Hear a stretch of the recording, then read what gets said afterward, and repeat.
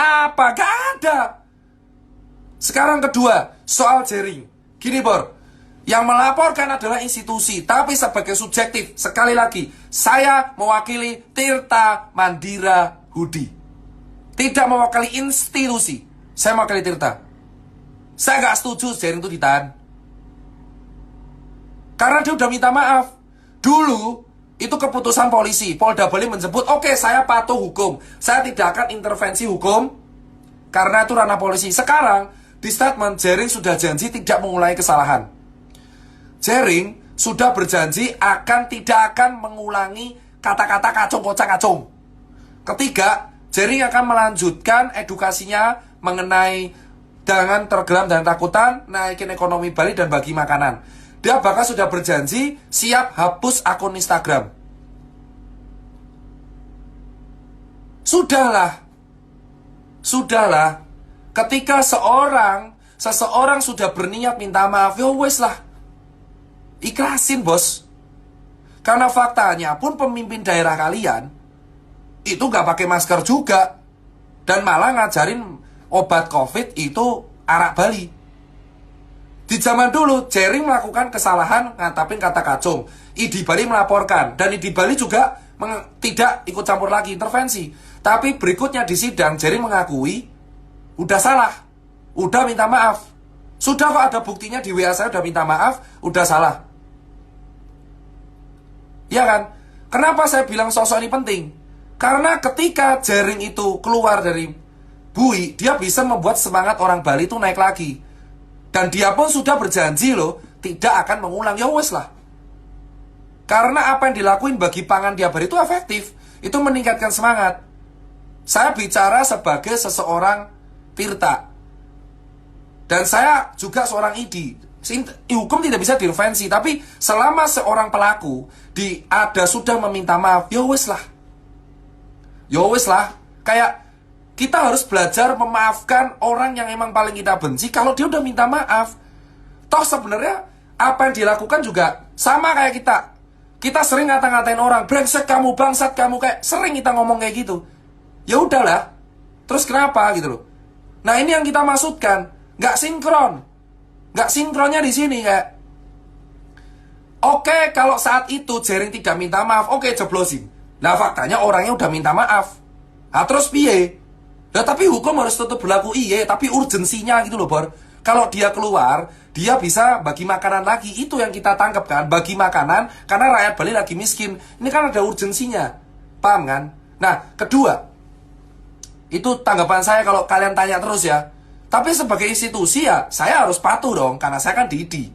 Bukan dua kaki, men. Jadi banyak netizen mengatakan dua kaki, itu kan dua kaki. Itu udah kayak pejebakan politis saja. Kayak saya statement organisasi patuh, tapi subjektif ya wes. Kenapa? Karena jaring masih bisa berguna untuk meningkatkan semangat masyarakat Bali. Dia menciptakan alternatif baru supaya orang itu percaya. Ya sekarang semenjak jaring masuk kan Bali naik terus tuh COVID. Hei Brad, orang Bali harus ngaku lah. Semenjak jaring masuk COVID naik terus loh. Masa kalian tutup mata? Yolah. Apa efektifnya? Kalian bicara jaring yang menyebabkan konspirasi, tapi faktanya jaring masuk bui pun tetap kasus naik terus. Kalau emang jaring, maksud saya, kalau memang jaring dianggap sebagai orang yang aneh-aneh, ya faktanya jaring aja itu sempat jaring itu, jaring masuk bui pun kasus tetap naik. Jadi nggak ada kaitan jaring sama COVID itu, nggak ada kaitan. Dia hanya menyuarakan suara, udah keceplosnya dia emosional ngutapin kata-kata kacung. Terus organisasi lapor. Nah, menurut saya kalau dia nggak minta maaf jeblos, dia sudah minta maaf. Yo wes lah, kabeh wong mesti duwe salah. Dia tidak membunuh, tidak korup. Wes, rampung kemawon lo bro. Paham ra bro? Ya, urgensine lo. Gak pilkada barang. Terus kayak negara kita ini suka hire influencer. Saya bukan influencer bayaran pemerintah. Sekali lagi, follower saya tuh di bulan Desember sudah 600.000 karena UMKM. Sekarang saya tanya, kenapa kita lebih suka membayar influencer untuk mencitrakan negara kita baik-baik saja padahal sebenarnya tidak? Itu fakta di lapangan. Menyedihkan bro. Ketika saya diundang di BNPB tanggal 14 Maret, ada 20 influencer yang diundang. Saya dianggap influencer. Dari 20 itu yang bergerak sekarang saya doang. Kemana yang lain?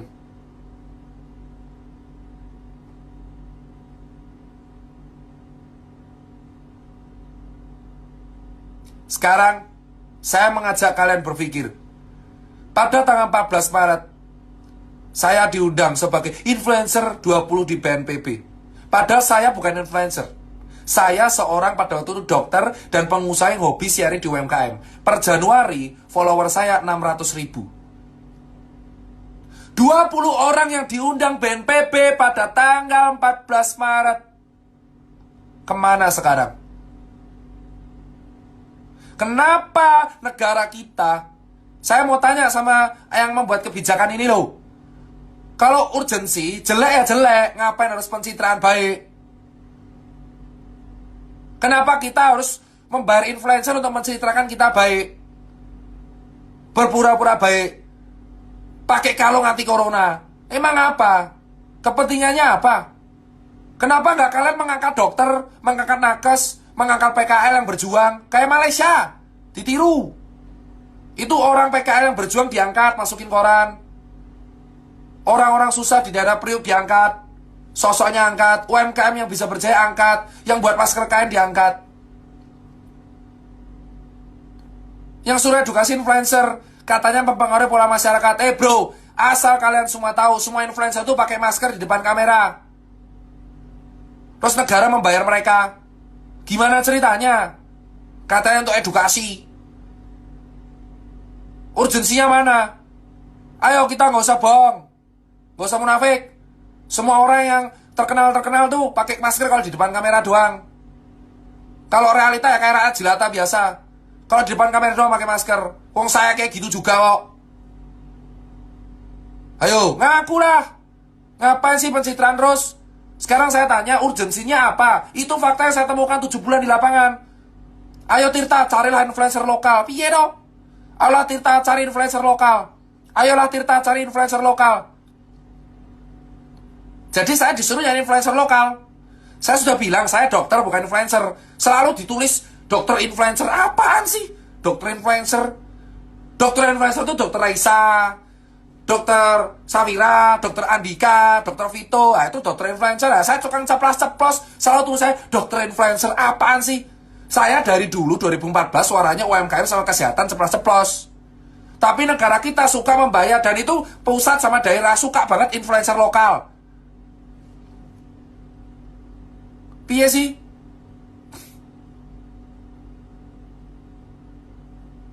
Bahkan saya diminta untuk membuat asosiasi influencer. Apa meneh? Ada grupnya, saya disuruh buat. Saya disuruh buat, ada perintahnya ada. Ada perintahnya, disuruh buat asosiasi influencer. Ada, grupnya ada. Dan saya nggak tahu grup itu mau diapain sekarang. Pusing nggak?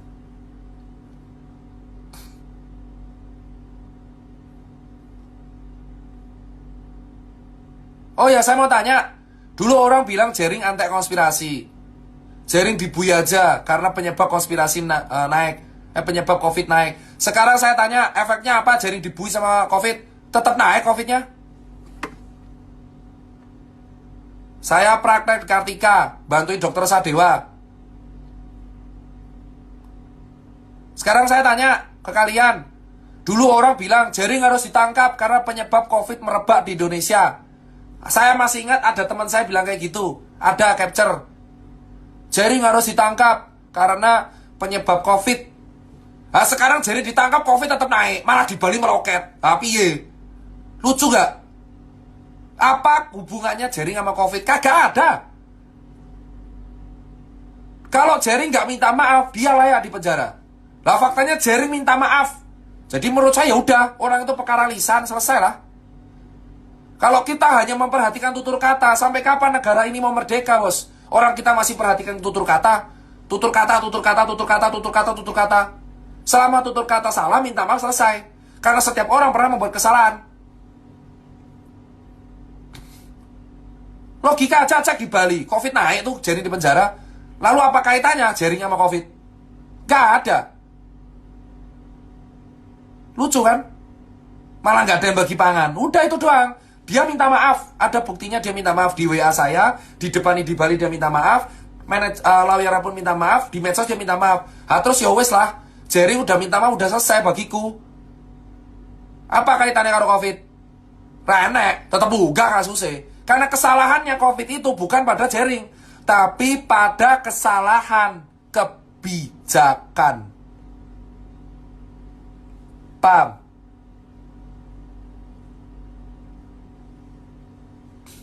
Kesalahannya itu pada kebijakan. Kalau kalian serius menangani COVID, ngapain di bulan Februari kita bayar influencer pariwisata? Ngapain kita rame-rame menenangkan masyarakat, memberikan keamanan semu? Setelah kita hancur lebur, fasilitas kesehatan ngedrop, dokter banyak yang wafat, rakyat banyak yang kere. Kenapa kita menyalahkan keadaan? Lah kalian sendiri para penguasa di negara ini yang mengatakan COVID itu aman-aman aja di bulan Februari, dan jejak di digital itu ada. Saya berani bersuara soal itu. 7 bulan di lapangan, saya tahu kesalahannya bukan pada relawan. Kesalahannya, ya, loh, saya di pemerintah tidak, bro. Tidak, saya sering usul kayak gini, tapi jarang banget didengar. Kenapa? Karena saya anak muda.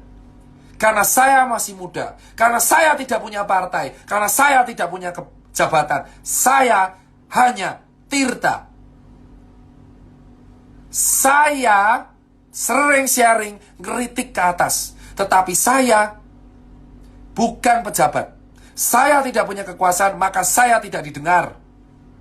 Harapan saya cuma kalian. Tempat curhat saya cuma kalian selama 7 bulan. Dan saya masih jadi relawan. Di bulan Februari orang berkata, saya sudah teriak di bulan Maret. Saya ngeritik Pak Yuri, dan Pak Yuri pun ketemu sama langsung, saya kritik. Pak Yuri pun ACC, itulah atasan. Saya tanya ke kalian, jika memang COVID ini memang heboh banget, kenapa di bulan Februari para penguasa mengatakan Indonesia bebas corona? Gali Google siapa yang mengucapkan itu pertama kali. Solusi dari jenengan, saya sudah buat event UMKM 8.000 orang. Kalian tanya solusi, saya sudah melakukan.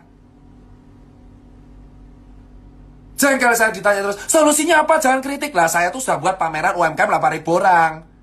Bisa. Kenapa sih? Saya sekarang bantu DKI, bantu Pemprov. Bukan karena politik, karena ini kota tempat saya cari duit. Saya nggak mau DKI hancur. Saya membantu DKI dengan ikhlas. Walaupun saya tuh orang Jogja sama Jawa Tengah. Tapi apa yang dilakuin? Orang-orang yang koar-koar medsos itu rata-rata juga melanggar. Jika Jering ditangkap orang yang melanggar di medsos, ya ditangkap lah. Banyak yang ngata-ngatain bangsat-bangsat kayak gitu, tapi nggak ditangkap. Jering minta maaf, udah selesai. Saya minta keadilannya kayak gini. Kalau memang Jering ditangkap di Bali, ya udahlah, semua yang hujat tangkap aja. Termasuk orang yang mengatakan bahwa COVID itu bisa pakai ARA atau bisa pakai obat corona, tangkapin sekalian karena hoax. Jangan karena kita rakyat biasa kita menyebarkan info yang salah kita ditangkap. Tapi ketika para pejabat mengeluarkan statement itu, dia biasa aja. Buat apa saya 7 bulan di lapangan kalau para penguasa mengeluarkan statement saya enak otaknya?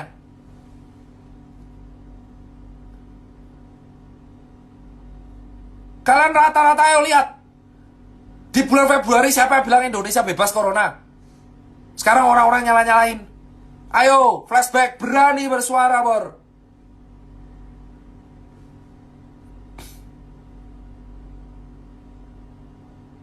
Kalau kau bilang ini semua kayak salah rakyat, saya nggak terima ini salah rakyat. Saya selalu bilang, dari April saya berkata, ini bukan salah rakyat. Di TV One, tadi jam 7, saya sudah bilang, ini bukan salah rakyat. Ini salah para pembuat kebijakan yang dari bulan Februari meremehkan virus ini. Alih-alih memperhatikan fasilitas kesehatan, mengembangkan ICU, mengimpor swab yang banyak, mengimpor APD, memperhatikan orang miskin, mereka mengeluarkan statement yang menenangkan padahal palsu. Kenapa hanya rakyat jelata yang ditangkap karena menyebar